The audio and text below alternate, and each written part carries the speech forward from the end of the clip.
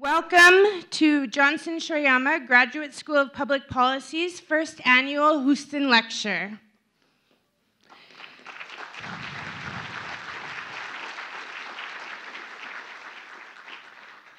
My name is Zoe Roy, and I have the pleasure of being your MC for tonight's event.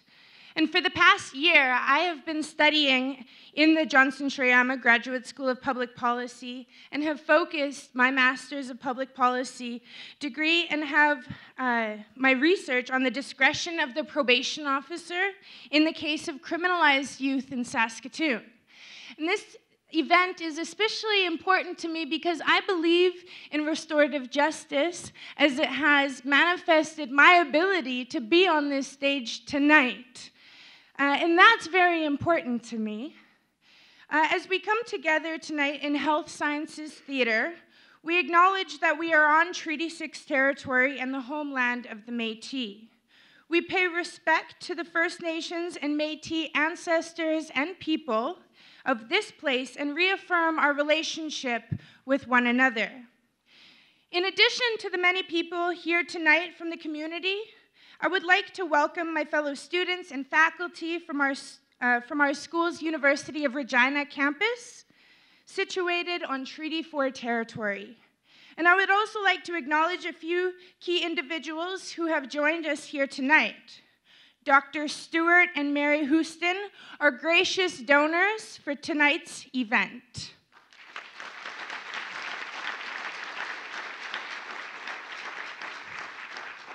Georgina Jolbois, MP for the Desneth, Mississippi Churchill River. Your Worship, Charlie Clark, Mayor of Saskatoon. Jacqueline Ottman, Vice President of Indigenous Engagement at the University of Saskatchewan. Tony Vanelli, Provost and Vice President Academic of the University of Saskatchewan.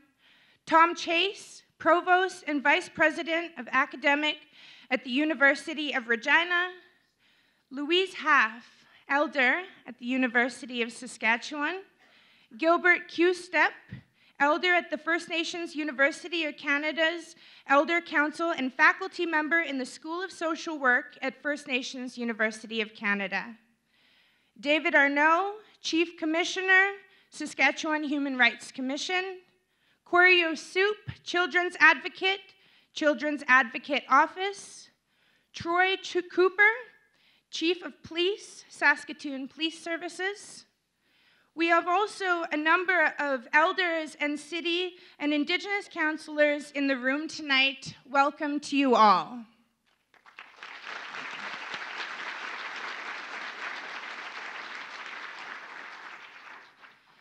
Following tonight's lecture, we hope that you will join us for a reception at the Gordon Oaks Red Bear Student Center.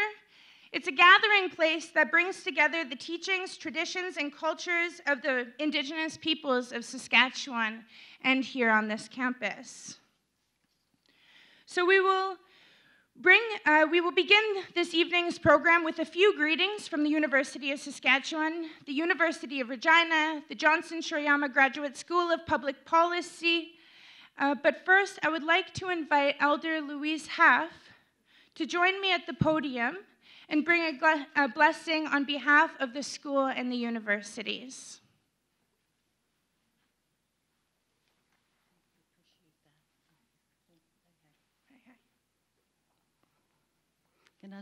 Zoe. Good evening, everybody. I'm a little bit nervous, so what I did was I wrote out a poem for you, especially for you, and I wrote out a prayer, but I want to say a little bit in Cree. Ganaskum now gaki opetagute ganotska gisaka mstahin nemiwaiten besito skoika awa squirrel mstahet to scared. I thank you for lending your backbone to this wonderful lady who is speaking tonight. But this is a poem I wrote for her, and I'll read it and then I'll recite my prayer. The vinegar water ran under the swish of the squeegee on the outside windows. I peered inside, washed the inside panes, vacuumed the cobwebs. I looked all over the bookshelves, turned over 100 pages. I looked all over inside my heart, and I couldn't find the elusive words that needed to flourish. I am, as the saying goes, Godsmacked by the woman who runs with the wolves. And I mean that in admiration for who goes in a territory where stones are moved, where the teepee of the woman's skirt is spread over the encampment of children, women, men, and elders, for who has the shoulders as solid as the mountains to carry our burden and thunder it into fire. It is she who finds justice in the palm of her heart, who, like the feather and the flint, brings dawn to the sleeping eye. Thank you. And this is the prayer, and it's for all of us tonight. Every morning, when thought awakens, the elders smudge with sage and sweetgrass. Thank Manitou for the breath of life, for this opportunity to live another day. They thank Nukumateogan, the keeper of the legends, for she resides in our bodies as old as the river, the mountains, the winds, and the fire. The old ones pray for the seventh generation to fly with their Atzak, their starlit souls, for health, safety, and prosperity. The silver white-headed ones thank these great mysteries for the abundance set before us to feed the four bodies of our being. I join these elders in these thoughts as we move forward to another sunlit dawn. Kinaskum nawa ay.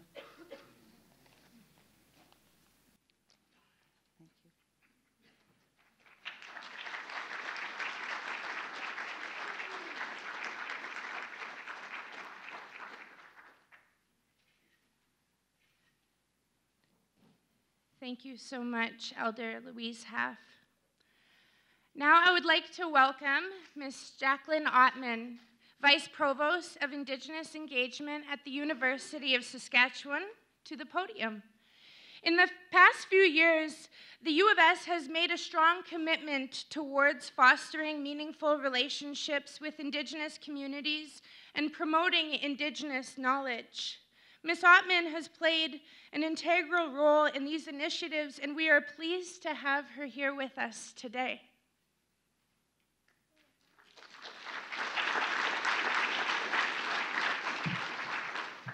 Thank you so much, Zoe. Ingechikenda miomayan, bizakamagok bepamotang tizanakas, kananakmanaknama miomayat. I would also like to thank our elder Louise Haff for the beautiful poem and the heartfelt prayer, and just I think in powerful recognition of the moment that we're in right now, and that's being in the presence of Right Honourable Jody Wilson-Raybould. I've actually had the privilege of meeting with her sister Corey on a few occasions, and having just rich dialogue about universities across Canada and post-secondary education. And so I recognize the strength in both of you, and in the power of your voice and your actions. I also am going to read part of what I'd like to share this evening. Can't do it without my glasses. And I'd also like to thank Zoe for acknowledging the territory that we're on, and I think that's always important to begin by situating ourselves to place and connecting ourselves to the land and the territory that we're on. And I mentioned it a little bit about who I am, and that was through the name that was given to me as a child. I come from Fishing Lake First Nation, which is 2.5 hours east of here, and that's a Soto community. And my first language was not English. I didn't speak English until I attended kindergarten in the nearby provincial school. I was at the University of Calgary for 13 years, and have come back home and stepped into the position of Vice Provost Indigenous Engagement on October 1st of 2017.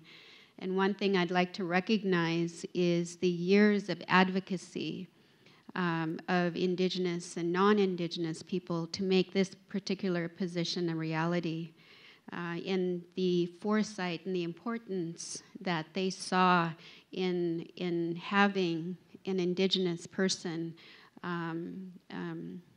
take responsibility at the senior leadership level within a large institution like the University of Saskatchewan. And one thing I do recognize also, in addition to honoring the people who have worked hard not only to make this position a reality, but to make the lives of Indigenous students and faculty and staff on campus welcoming, and to always promote and advocate also for Indigenous knowledges and those perspectives, and to be recognized, or to honor and recognize the many Indigenous staff that we have on campus. And we have over 200 Indigenous staff on campus. We have over 50 Indigenous faculty, and now we have over 3,100 Indigenous students on campus. So that's more than any U15 university across Canada. And that's another fact that drew me back to the University of Saskatchewan, because the Indigenous population is here. And so I have the privilege of welcoming you to the University of Saskatchewan, and on behalf of everyone, of our senior leadership, and you know, also just am very grateful to the Houston family for contributing to these series, because I think anytime we come together to learn from very wise and powerful people, we grow together, and hopefully we become more unified. One thing that I'd also like to draw attention to is our university plan, and the university plan was already in process when I began in October of 2017. And I was very impressed, because the university plan is the foundational document of any university. So there is a foundational document, and all the colleges and schools have to reflect the university plan. And it's not a separate Indigenous strategy. And one of the 4 pillars, the primary pillars for the University of Saskatchewan within the university plan, is Indigenization. So we have a responsibility to that. And the way that I define Indigenization is drawing from Indigenous knowledges and wisdoms and traditions and practices, and learning the languages and the stories behind some of the concepts that are evident, in this case, in the university plan. We have 3 commitments and 12 goals. And under each commitment, under the first commitment, we have the goal of uplifting Indigenization. So we have that commitment, and there are guidelines. Well, first of all, a description of those commitments, or what uplifting Indigenization means. And we have guideposts, and we're working on metrics. And so the metrics are the accountability measures. We're all responsible for that. And I've been working with deans and senior leadership, and also even, you know, with our design people and procurement. You know, it kind of spills into every fabric, and that's the goal: is for this to be felt and evident within every fabric of the university. Under the second commitment is embracing or experiencing reconciliation. Again, a commitment, and that's described for us within the university plan. The importance of working together towards you know, unifying and communicating and sharing in different ways. And under the third commitment is embracing Manachituan. And so basically, with embracing Manachituan, as you could see, it's not translated. So there's a responsibility for people who don't speak Cree, and I don't speak Cree. It's the Nakaway language, but there's similarities. I can understand a lot of Cree language because of that. But basically embracing Monochitwan, it has to do with respect. And so all relationships begin with a foundation of respect and reciprocity. And so how is that going to be evident within the University of Saskatchewan? And we have this opportunity to live Monochitwan, beginning now until, years into the future. And we have aspirations that include decolonization. And so basically we're challenging demeaning and divisive policies. And that is an area that you delve in, Minister. And so it's very, very encouraging. And I know that there's a lot of work to be done. But some of the initiatives that are starting to emerge within the university, I think, give evidence to the commitment and also to those particular goals. With that, I understand that it took intelligence, and that's something that I sometimes like to highlight is the value and the value and the depth of Indigenous thought and the intelligence that lies in there. And it takes intelligence to have accomplished what you have accomplished over the years. It takes, I'm sure, persistence and courage. And what you've done is you've shattered a glass ceiling. And not only for Indigenous people, Indigenous women, but for everyone across the nation. And there is power in women, and I know that in West Coast, like in a lot of our communities, it's the men who take the positional roles, but it's the women who prepare those men, right? And so who has the influence? And that's honored. And I think,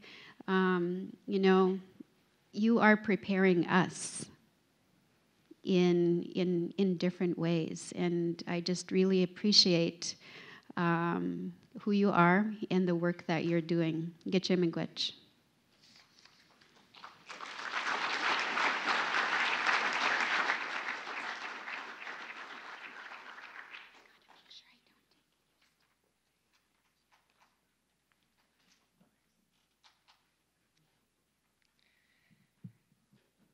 Thank you so much to Jacqueline Ottman, Vice Provost of the University of Saskatchewan. Now I would like to welcome Tom Chase, Provost and Vice President Academic from the University of Regina, to the podium to give greetings on behalf of his university. Thank you. Thank you very much for that kind introduction. Good evening, Tansi, bonsoir, tout le monde. And a particular welcome to the Honourable Jody Wilson-Raybould. We're very honoured to have you in Saskatchewan this evening, though I know you've been busy in Saskatchewan recently.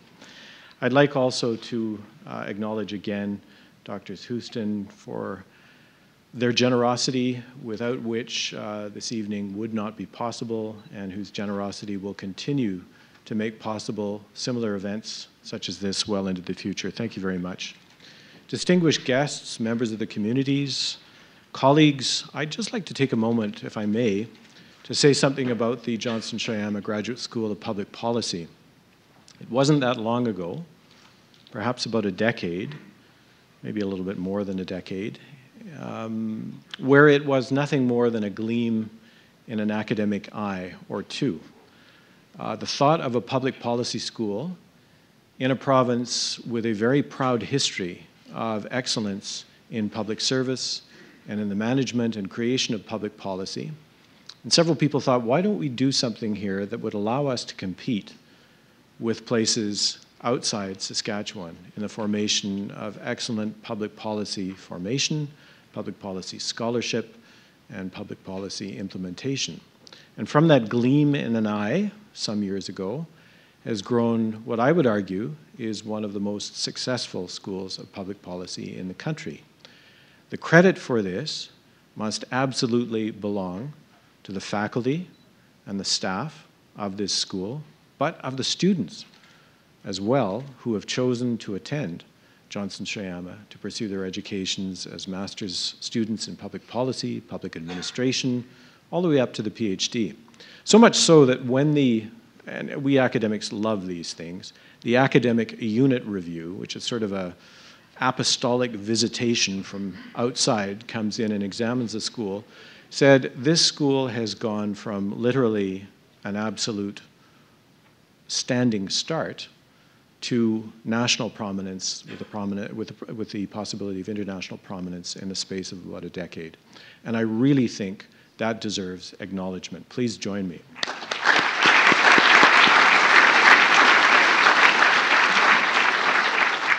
And one of the emphases, one of the areas of emphasis of the school is, of course, Indigenous public policy, the involvement of Indigenous communities and people in that noble enterprise, and I want to commend them for that. We are at the University of Regina, and I know our colleagues at the University of Saskatchewan are tremendously proud of that. I'm not going to go through the speaking notes that have been prepared for me tonight because you'd be bored to death. I do want to say that I'm going to be in trouble when I get back home. I do want to say that the University of Regina, like the University of Saskatchewan and our colleagues on this campus, take the overall project of truth and reconciliation and indigenization of campus life and the campus intellectual life very, very seriously. Like the University of Saskatchewan, we've seen remarkable growth in the number of people of self-declared Indigenous ancestry choosing to attend and graduate from our institution.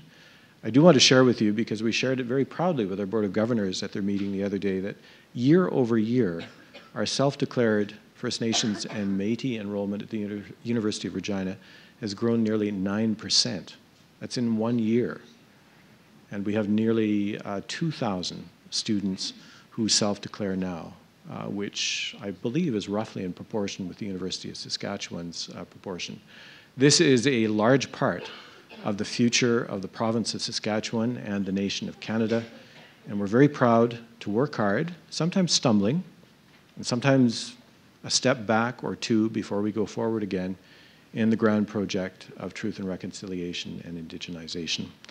So with those remarks, I want to again thank the Minister for being here today, to thank the wonderful faculty, staff, and students of the Public Policy School for all of the tremendous work that they do and for the profile that they have achieved for this province in public policy, including Indigenous public policy. And finally, to wish each and every one of you the very best for the evening. Thank you.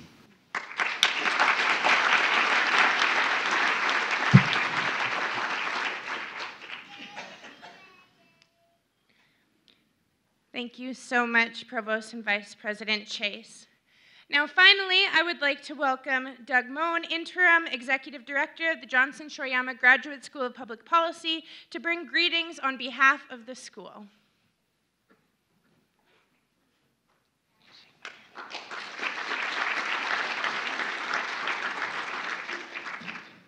Thank you, Zoe. Some of you may not know this, but through a partnership with the National Arts Centre's Music Alive program in Saskatchewan, Zoe has collaborated with 75 classrooms to produce collective stories and worked with Indigenous and Canadian youth in pursuit of relationship building and reconciliation. For her work, she was awarded the Queen Elizabeth II Diamond Jubilee Medal, a Women of Distinction Award in Saskatoon, the 3M National Student Fellowship, the Inspire Award, and the University of Saskatchewan Indigenous Graduate Leadership Award. Well done, Zoe.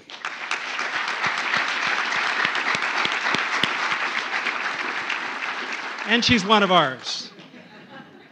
Now, Tom's talked about the school, so I'm not going to spend a lot more time on that. I do want, on behalf of the school, welcome and thank all of you for attending this evening.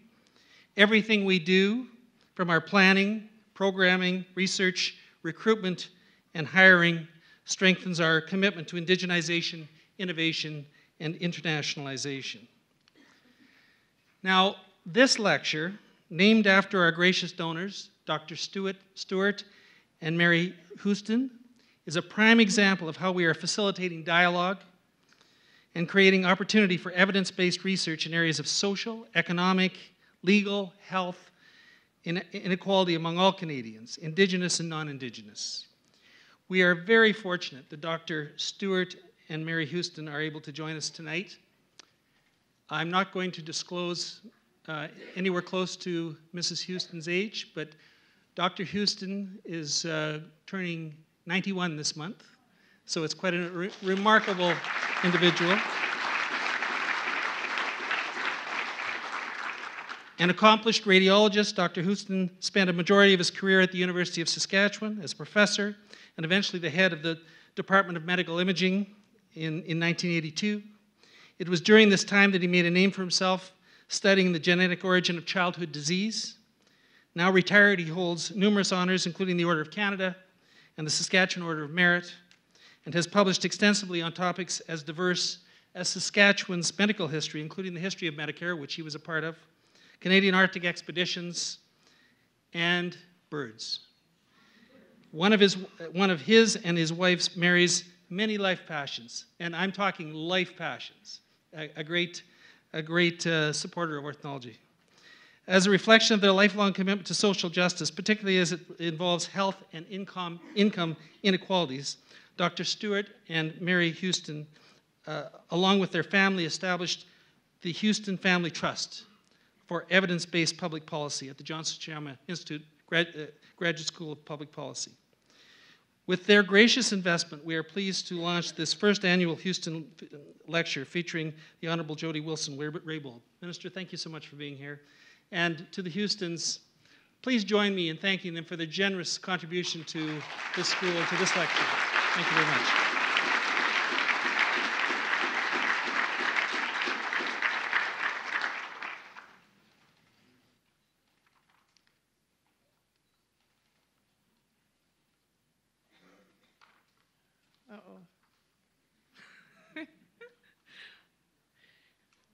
Thank you so much, Doug. Now I would like to welcome Jamie LaValle, an assistant professor at the University of Saskatchewan's College of Law, to introduce our keynote speaker. Previously, the Director of Indigenous Governance, Law and Public Policy at the File Hills Qu'Appelle Tribal Council, Professor LaValle also served as an executive in residence with the Johnson-Shoyama Graduate School of Public Policy's University of Regina campus. She has held positions with First Nations people worldwide and the National Association of Tribal Historic Preservation Officers on the Indigenous Cultural Rights, among others. Following Minister Raybould's remarks, Ms. LaValle will join her for a guided discussion.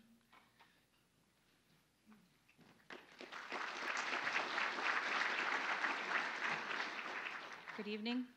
The Honourable Jody Wilson-Raybould is the Minister of Justice and Attorney General of Canada, MP for Vancouver-Granville, a lawyer, advocate, and former regional chief of the BC Assembly of First Nations.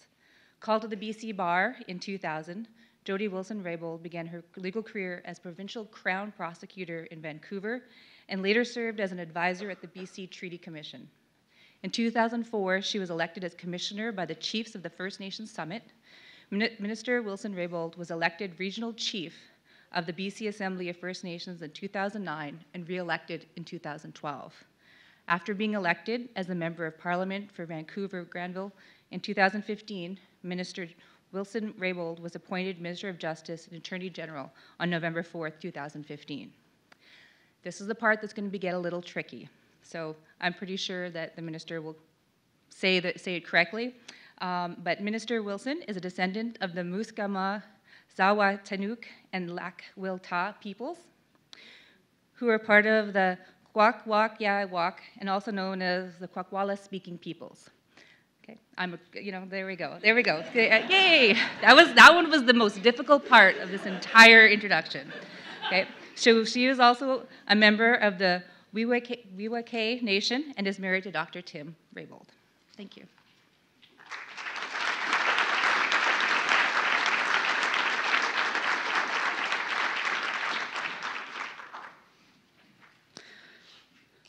Thank you for that kind introduction, Jamie. And I feel a little bit overwhelmed. One, by the number of people here, and two, by the welcome from Elder Louise Half and the poem. Thank you very much. And thank you. There are so many distinguished people in the audience that I fear that I would not, I'd forget somebody, but I do want to thank Dr. and Mrs. Mary Houston for enabling this to happen. And I was sort of joking, and I said, well, maybe next time you can get a really good speaker for the second series. So I'm pleased to be able to be here for this inaugural Houston lecture and to be in Saskatchewan. I do actually want to acknowledge all of the dignitaries in the room. I'm so happy that the Chief of Police is here, Your Worship, all of the esteemed academics of these two institutions that are here, and administrators, and to all of the Indigenous peoples in the room, to chiefs, matriarchs, individuals, and most importantly, to all of the students that are here. Thank you for being here, and thank you for all of the work that you do in your studies. So I would like to acknowledge the territory. I know that we're on Treaty 6 territory and the homeland of the Métis. Thank you to the Johnson Shoyama Graduate School. I had to make sure that I pronounced that right. I hope I did. And to the U Sask and U Regina for hosting tonight. And again, for everybody for being here to hear me. And I find this an incredible opportunity for me to speak about a couple of issues that I feel play an incredibly important role in the work of reconciliation, the work that we're embarking on as a country. So thank you for the introduction again, Jamie. I do come from the Musqueam, Zawadena, and Lekwikta people of Northern Vancouver Island. You did excellent pronunciation, and I appreciate greatly that you did that. Part of the Kwakwaka'wakw Nation, the Kwakwala-speaking people. We are a matriarchal society. I come from the Eagle clan. My traditional name is Puglas, which means a woman born to noble people. I worked, as was mentioned, as a prosecutor at the courthouse on the downtown east side of Vancouver before turning my attention to specifically focus on Indigenous rights. And in doing so, I was elected and served as the regional chief for the Assembly of First Nations for British Columbia for nearly 6 years and represented all of the Indigenous communities in our province. So my upbringing, my education, my professional and personal experiences have all fundamentally shaped my worldview and strengthened my determination to see genuine transformation in Canada's relationship with Indigenous peoples and to be a part of meaningful and lasting improvements in our criminal justice system. In doing this work, I was and am building on advocacy and leadership of generations of elders, leaders, and people who have come before me. They devoted their lives to ensuring their way of life, their culture, their systems of government and laws, their connection to lands and resources, their economic opportunities. They ensured that they could be maintained and improved upon. As an Indigenous person, furthermore, with one of the great responsibilities of being the first Indigenous Minister of Justice and Attorney General of Canada,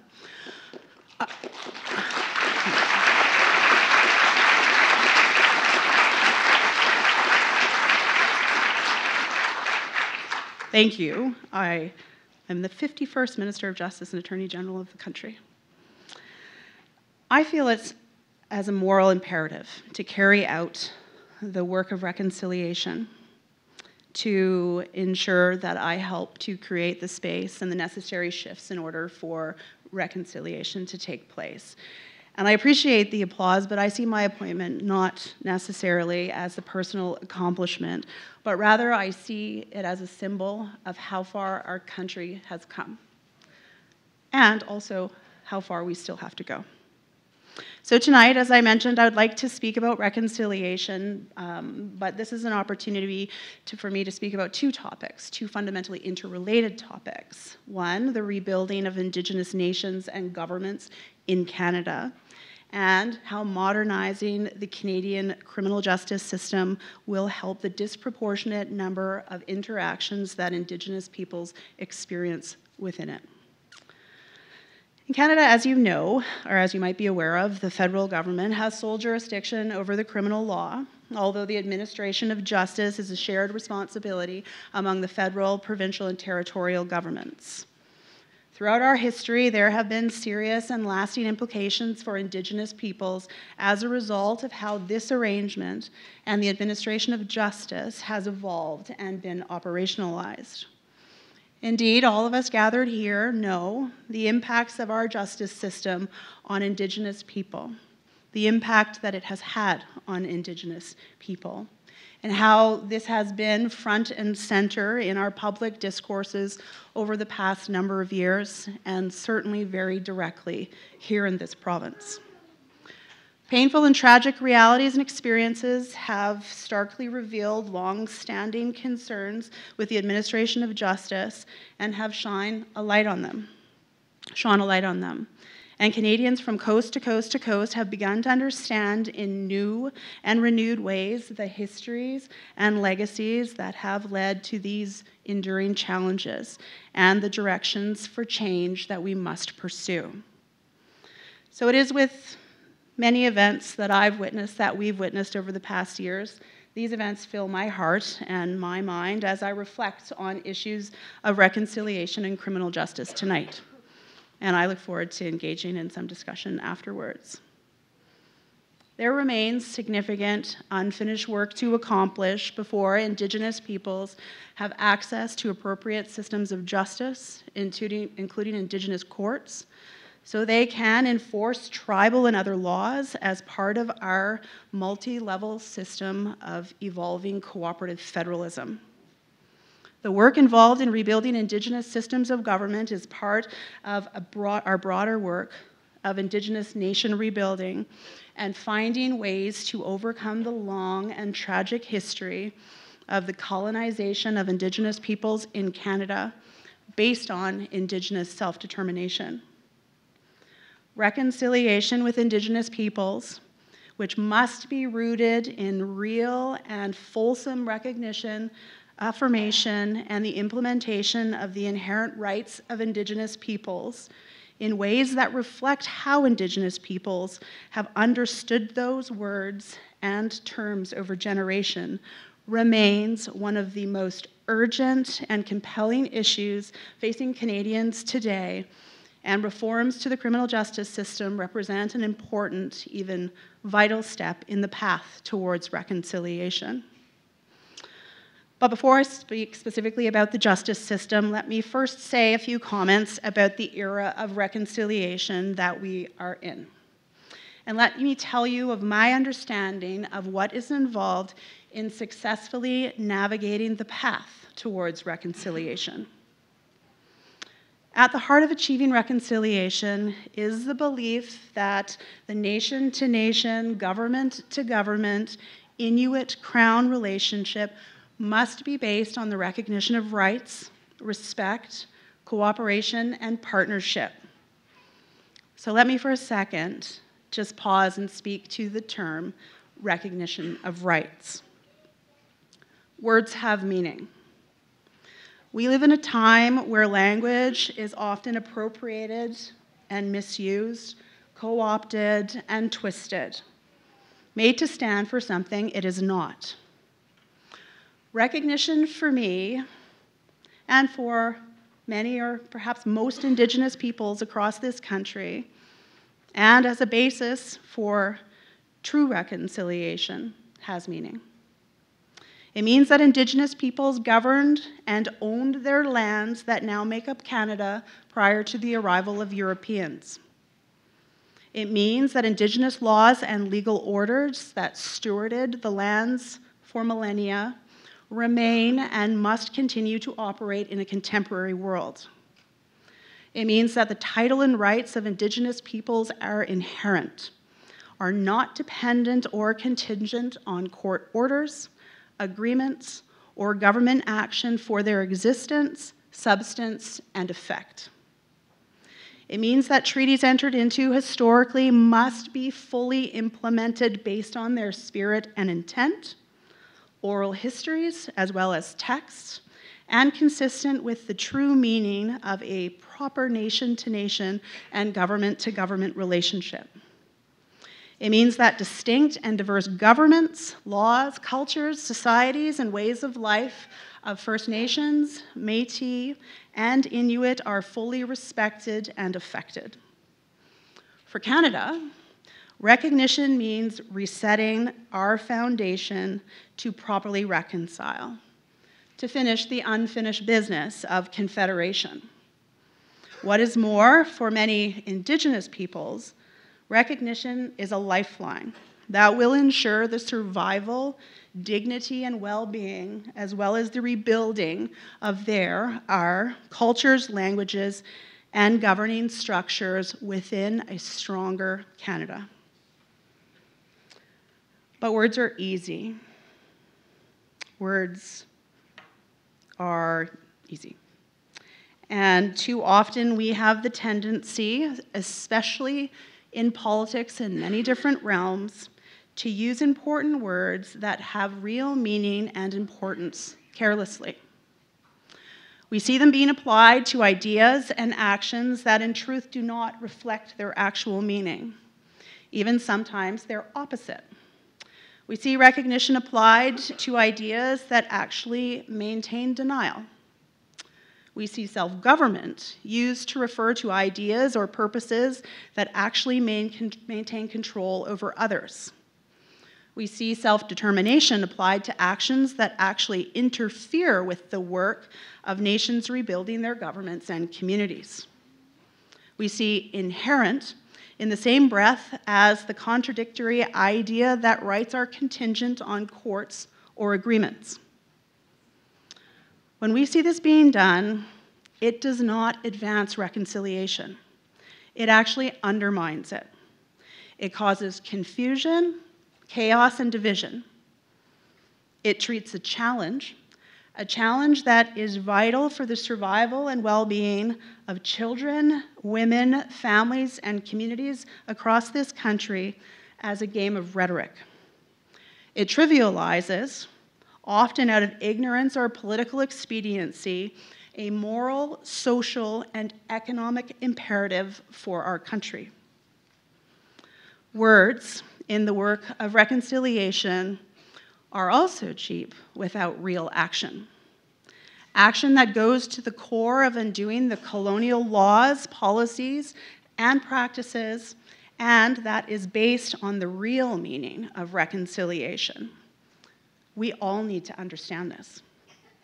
The path to justice and equality is not advanced or achieved through half measures, good intentions, or lofty rhetoric. It is certainly not achieved through confusion about what we mean when we speak. Hard choices, innovative actions, transformation of laws and policies, new understandings and attitudes, new patterns of behavior, this is what is needed. Reflecting this, as I've outlined in many speeches over the last couple of years, what I see as minimum elements of new relationships based on the recognition of rights, elements that are what Indigenous peoples have been advocating for generations. These include, for me, 1, harmony between the laws of Canada and the United Nations Declaration on the Rights of Indigenous Peoples. The replacement of the comprehensive claims policy, the inherent right policy, the consultation and accommodation approaches with policies based on true recognition. Legislated, binding, standards on all public officials to ensure they act in all manners with respect to Indigenous peoples based on the recognition of rights. Legislative, binding obligations on the Crown to take action in partnership with Indigenous nations to implement models of self-government that are self-determined by Indigenous peoples. Another one, accountable, independent oversight of the conduct of government respecting Indigenous rights, as well as new models of dispute resolution that include application of Indigenous laws and processes.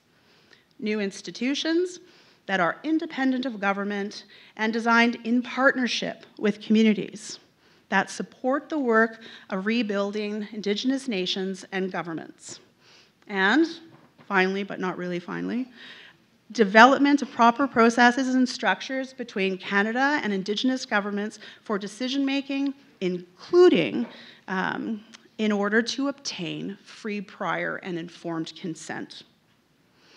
As Minister of Justice, and one whose lifelong commitment has been to the recognition of rights, my message has always been consistent and considered, both internally and externally, that transformative change requires a coherent and comprehensive approach to the true recognition of inherent rights of Indigenous peoples.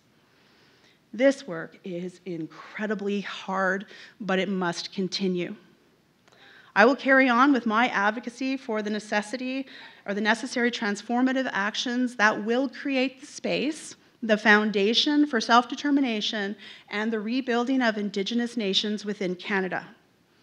We all need to be advocates in this work. The fact that you're sitting here today encourages me to believe that I'm not alone and that we are all invested in this work. I trust that you will hold us and all governments to account to creating the space and enabling the deconstruction of Canada's colonial legacy. So while I've been thrilled to see in recent years how Canadians and governments have begun to talk the talk of reconciliation, I remain constantly, incessantly vigilant in demanding that we honor the meaning of these important words, and that words translate into real and transformative action. We all need to remain vigilant in that regard if we actually want to see justice and equality in Canada that we have all been striving for. So for my part, and to be very candid, I've been challenged. But I also challenge constantly. And I will continue to do that every day. I have the privilege of being the Minister of Justice and the Attorney General of Canada. And beyond that, every day as a proud Indigenous person in this country, an Indigenous woman in this country. So with that in mind, my focus on reconciliation and in supporting the work involved in rebuilding Indigenous nations, as I said from the outset, is both personal, obviously, and professional. So in the spirit of nation rebuilding, I do want to turn to Indigenous people in the criminal justice system and which are the focus of my remarks tonight. How does making these foundational changes based on the recognition of rights, the true meaning of the term as I described earlier, relate to Indigenous people in the criminal justice system and the modernization of Canada's criminal justice system? Today, again, as everybody knows, Indigenous peoples are overrepresented in the justice system, both as victims and offenders. We are far more likely than any other Canadian to be victims of crime and homicide, and are far more likely to be arrested, prosecuted, and incarcerated. For example, Indigenous people suffer a homicide rate that is nearly 7 times higher than that of non-Indigenous Canadians. According to the most recent statistics, the rate of violent victimization among Indigenous people in Canada is more than double that of non-Indigenous people.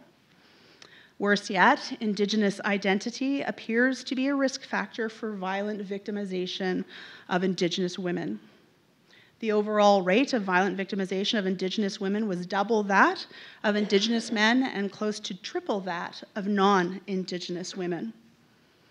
Some more statistics. According to Statistics Canada, Indigenous adults comprise 4.1% of Canada's population, but represent 27% of admissions into federal custody and 30% in provincial and territorial custody. In Saskatchewan, that number is a staggering 76%. In 2015-16, despite representing 5% of Canada's total female population, Indigenous peoples made up 38% of federally incarcerated females in Canada.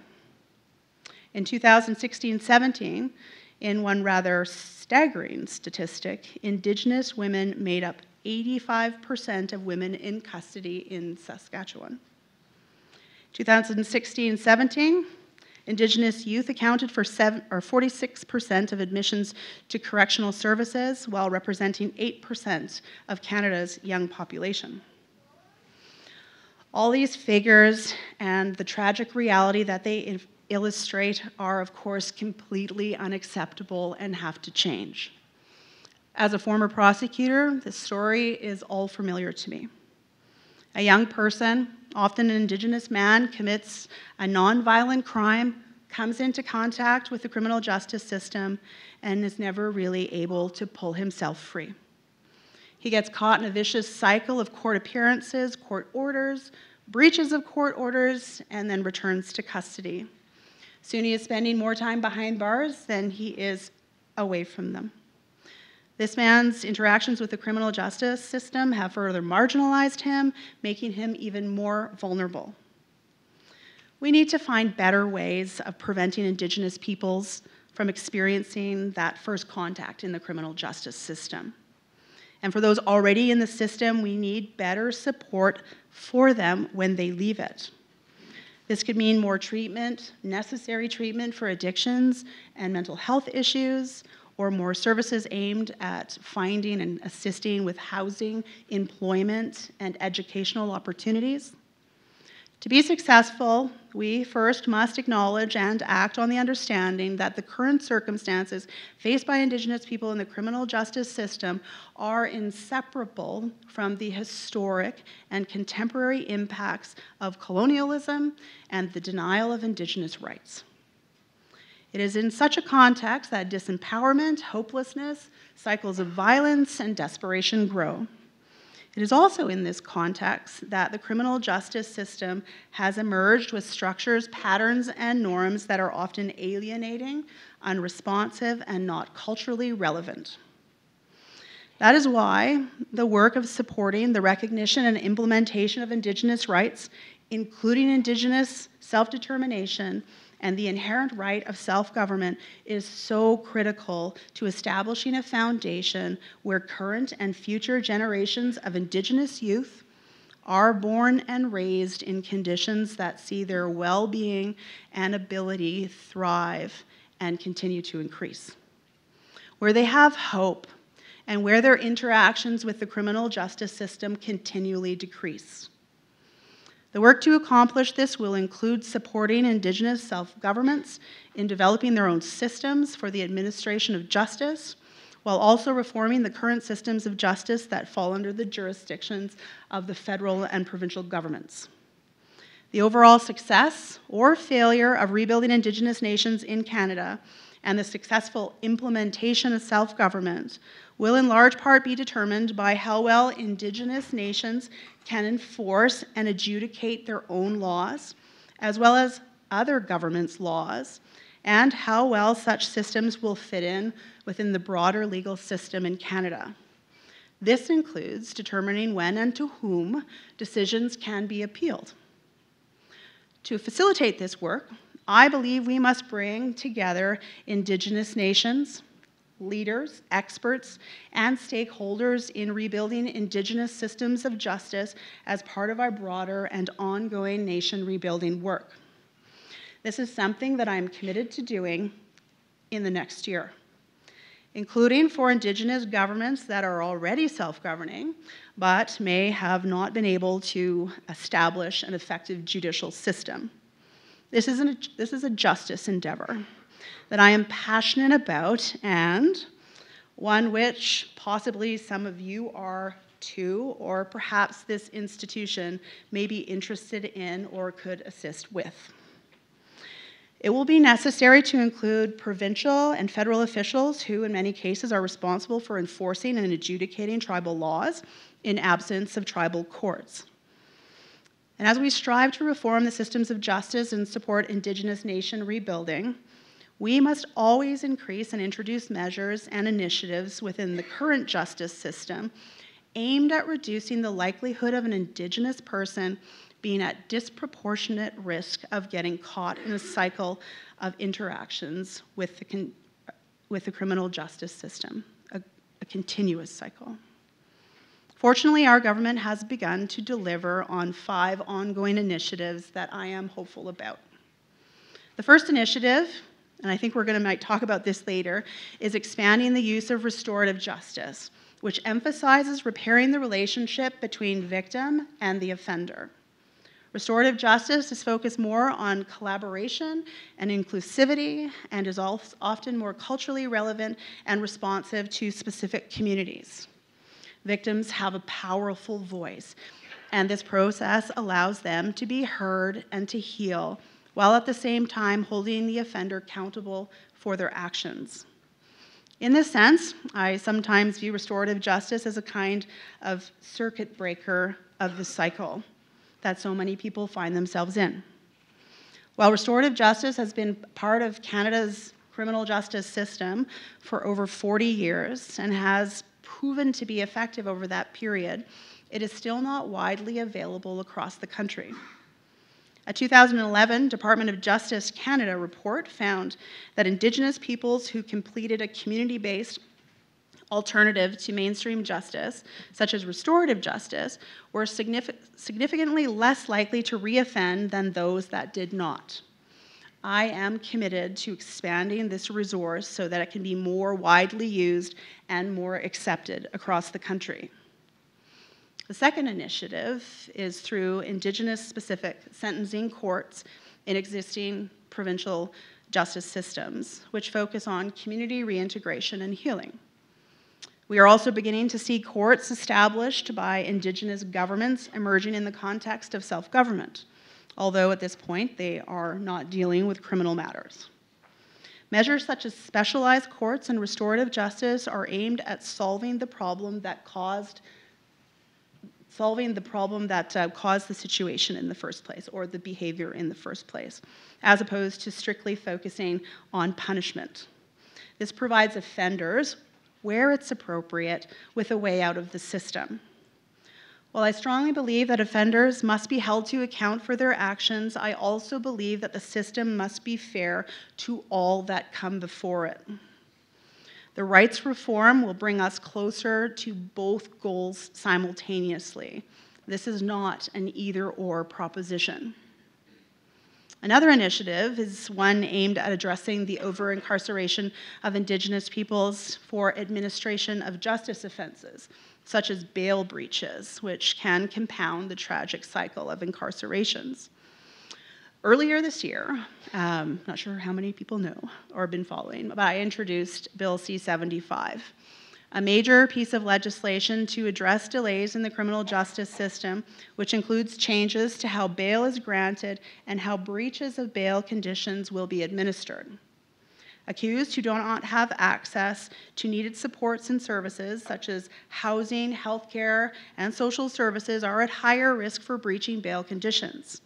This can result in further needless incarceration while awaiting trial, which further contributes to the overrepresentation of Indigenous peoples and vulnerable peoples in the justice system. There are also proposed changes within C-75 about how juries are selected. While Indigenous peoples are overrepresented as victims and offenders, they are underrepresented on juries. We continue to work towards a jury system that better represents our nation's diversity and that enjoys the confidence of all Canadians. In addition to these measures, our government has also introduced a more transparent and open process for choosing federally appointed judges, with a focus on promoting a modern bench that reflects Canada's diversity. I have made it a priority of mine to ensure that Indigenous people, women, and marginalized communities are better represented on the bench. Judicial diversity refers to both gender diversity, which ensures that more women are appointed to the bench, and individual diversity, which aims to capture the diversity of our incredibly awesome multicultural population. I believe that a diverse judicial bench allows those who come before the criminal justice system, either as victims or accused, to see themselves better reflected and represented in the system, which helps build confidence in our institutions. Judicial appointees' diversity in both professional and life experience, along with their ties to the community in which they sit, are critical to ensuring judicial benches reflect and receive the respect of the communities that they serve. We have also reformed how justices to the Supreme Court of Canada are selected. A potential consideration for candidates now includes their knowledge of Indigenous legal traditions. While there is currently no Indigenous person on the Supreme Court of Canada, I certainly, and I said this earlier to some students, I can envision that historic day coming soon. In conclusion, I absolutely do not want to imply that our criminal justice system has been fixed. Far from it. However, we find ourselves in a significant period of change. While considerable progress has been made, our justice system remains a living testament to many of the discriminatory policies and practices of our past, a past which continues to negatively impact Indigenous people and communities, as well as vulnerable populations across Canada. Addressing over-policing and over-incarceration of Indigenous peoples in this country will not happen overnight. But by being vigilant, honoring the sacrifices of generations of Indigenous peoples who have fought for justice in the face of colonialism, and reshaping laws and policies based on the real meaning of recognition of rights, we will effect a fundamental and positive change in the relationship between Indigenous peoples and the criminal justice system. And we all have a role to play. As Minister of Justice and Attorney General of Canada, I am committed to ensuring our country's laws and policies actually do change. As a foundation, that change must be consistent with the true meaning of recognition of rights, and it must support the rebuilding of Indigenous nations. Gaila Kusla, thank you for listening to me.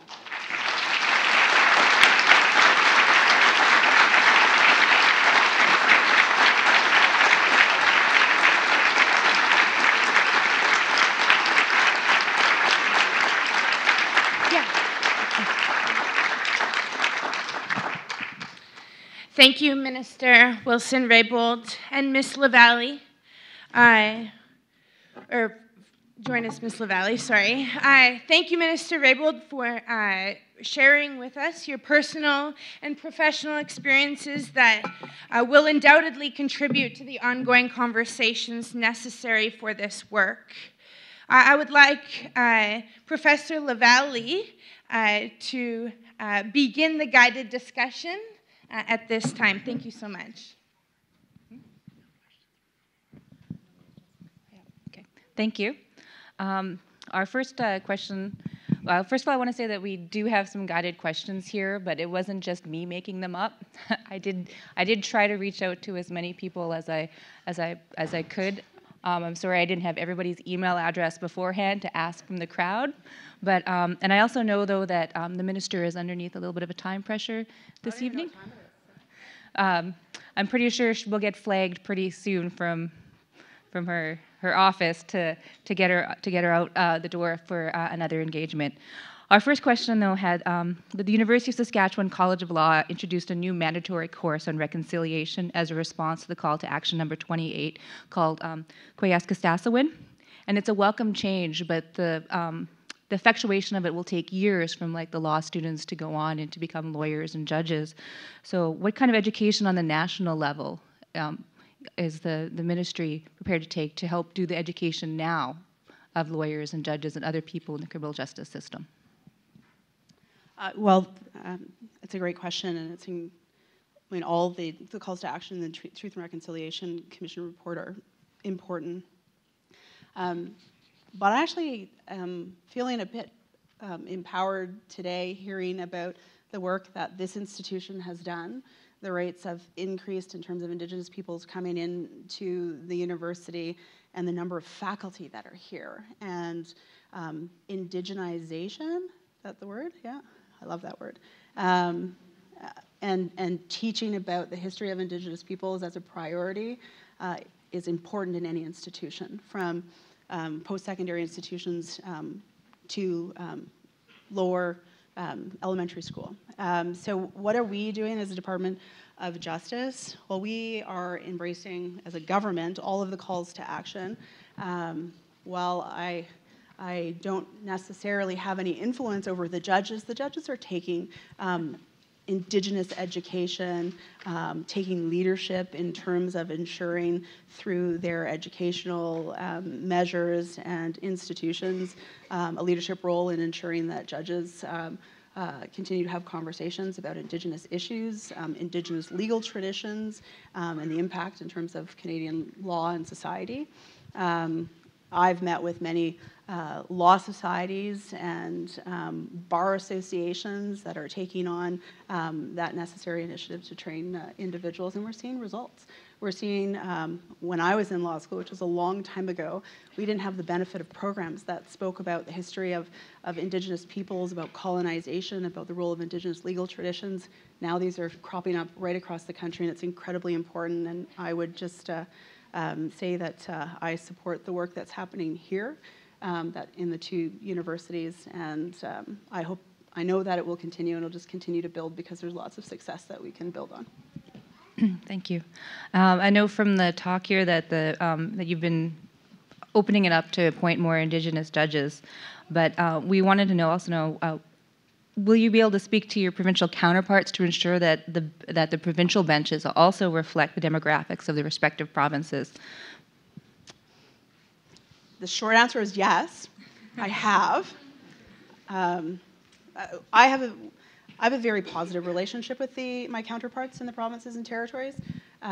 Sometimes I steal their judges from the provincial court and put them into federal courts. We have had the opportunity to talk about diversity on the bench, and I know that many of my counterparts see creating diversity not only with respect to Indigenous peoples, but diversity that reflects the Canada is a priority for many of them.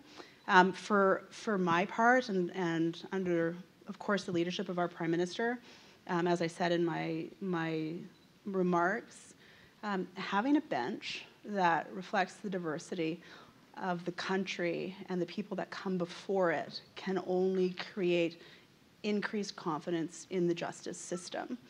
I have introduced, since becoming minister, a new judicial appointments process that is very open and transparent, somewhat onerous in terms of its application process.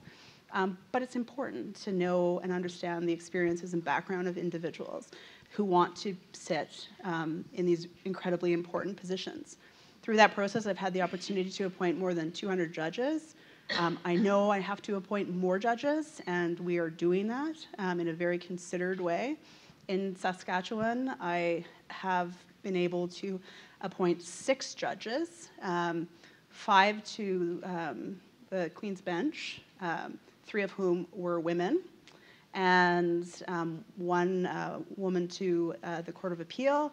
And I also appointed an Indigenous man. You probably know Justice LaValle, some of you in the room. He's from Poundmaker, Cree Nation. He sits on the federal court. I don't even know if he's here. No, he's not here. But I'm incredibly proud of that. And I know that those numbers are going to continue to increase. And if I can be so selfish like I was earlier tonight, I'm looking at all these people in the room. And you must know people.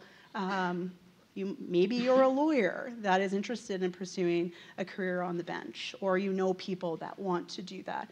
Encourage them to put their names forward, particularly if they come from a marginalized community, because people need to know that just because you're not in the standard path, as some people might perceive it, we need to broaden out that path and create that space for people to feel that they have a role to play, and that they too can be part of what is increasingly becoming a diversified bench. There's about 1,150 federally appointed judges across the country, and our government has had the opportunity to appoint over 200 of them.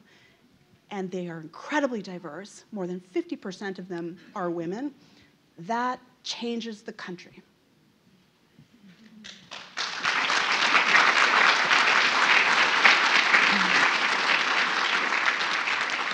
So to further build upon the idea that you're trying to build confidence inside of the criminal justice system, I know that there's been a lot of anger here in Saskatchewan, especially with Indigenous peoples since the Stanley decision.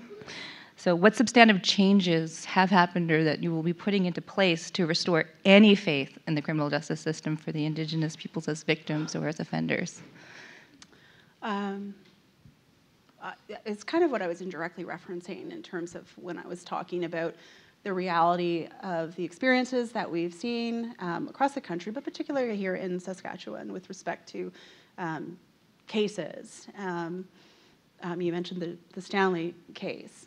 I'm obviously not going to comment on a specific case, but the importance or the elevation of these discussions and the reality of overrepresentation of Indigenous peoples in the criminal justice system is a conversation that I'm actually glad has been elevated. Of course, the tragic circumstances of any crime, the victims of crime is something that we have to contend with, but we need to continue to have conversations about this.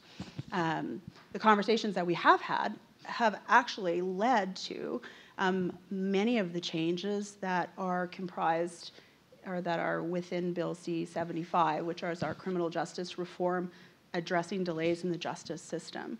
And some of those measures I spoke about in terms of changing the way juries are selected in the criminal code, to bail reform and administration of justice offenses, to looking at preliminary inquiries and to assisting victims of crime in many different ways, and other pieces of legislation.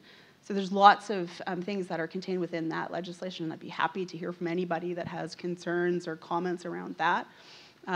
We talked about ensuring that Indigenous peoples or other marginalized communities see themselves in the justice system, not just as judges, that's incredibly important, but reflected in terms of all aspects of the criminal justice system, and to become more involved. And then I guess ultimately, foundationally, as I said, this public dialogue around overrepresentation and the tragic reality of Indigenous peoples in the criminal justice system is going to be addressed, or rather has to be addressed through transformative policies and laws, and a framework that truly recognizes rights, and that creates the space for Indigenous peoples to be self-determining, to control their own lives, and to make the decisions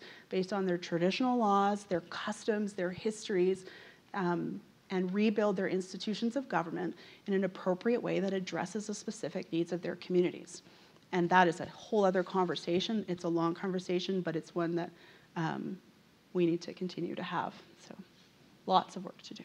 I believe that we're being told that it's time right now, so I want to thank you.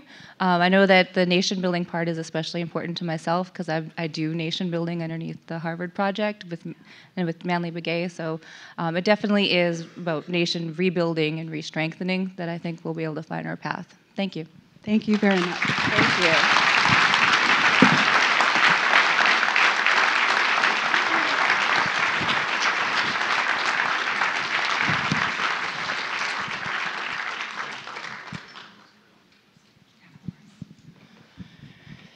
So thank you, Minister Wilson-Raybould and Ms. LaValle, for your thoughtful discussion.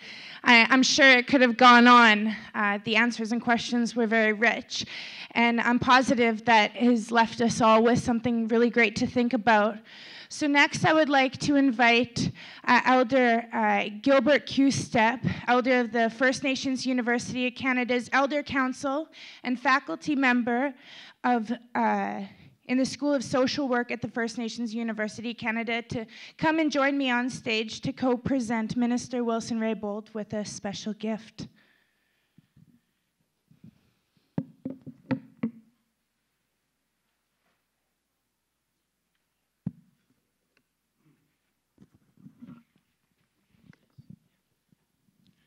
Thank you. I want to thank the Elder Annette for your prayer, beautiful prayer, Annette. I want to thank the contributors to the university here, and I want to thank Johnson Shoyama, Annette, for inviting our special guest here tonight. Also, always glad to see your worship, Annette, and Mr. Troy Cooper, Annette. And I really commend you, Annette, and the work that you do, Annette, and also working with the elders in the city of Saskatoon and to try and better the lives of our people and that. So many thanks for that. Thank you, sir. So,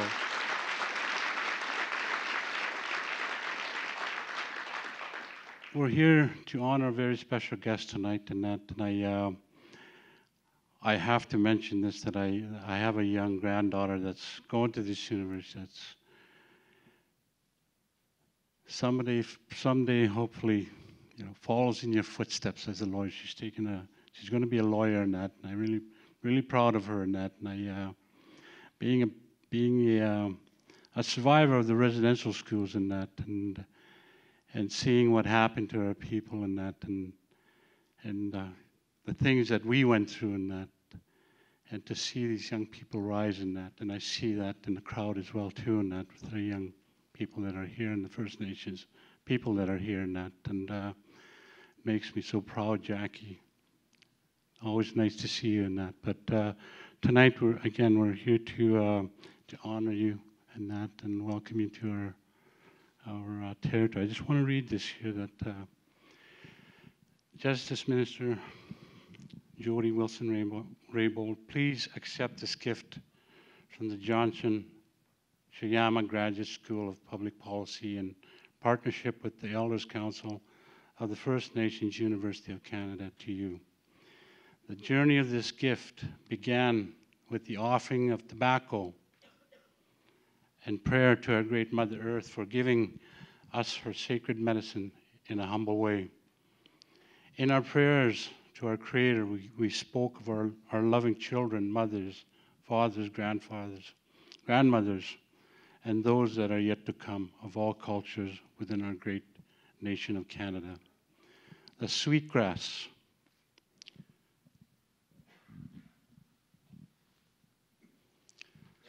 The sweetgrass represents our great Mother Earth and all the good she gives us. The leather represents the four-legged animals that share this great land with us. The ribbon represents the different cultures in this great country of Canada. The eagle feather represents our protector that flies in the sky looking down and watching over us. The journey of this then continued to a sacred sweat lodge ceremony where it was blessed by our elders. Now the journey has made its way to you. Minister Raybould, we offer this gift to you from the people in our territory. This gift will protect you in the honorable work that you do for all Canadians. We thank you. Inaugural from the Cree, Miigwech from the Soto, Marcy Cho from the Dene, Phila Me Yaye from the Dakota Sioux. Thank you very much.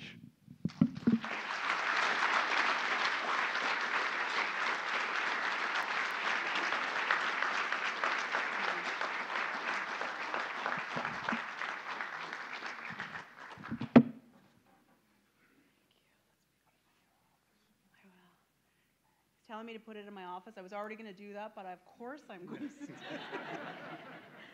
This will have a place of honor in my office. Thank you so much.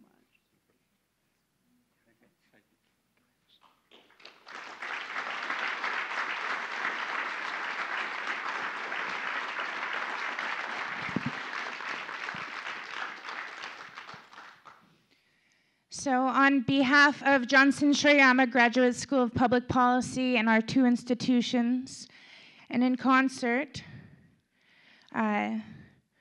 with everyone involved, we want to thank you for coming to tonight's event. This concludes the lecture tonight. We hope that you will join us at the Gordon Oaks Red Bear Student Center for refreshments and further discussion about tonight. Thank you again, everyone. Drive safe.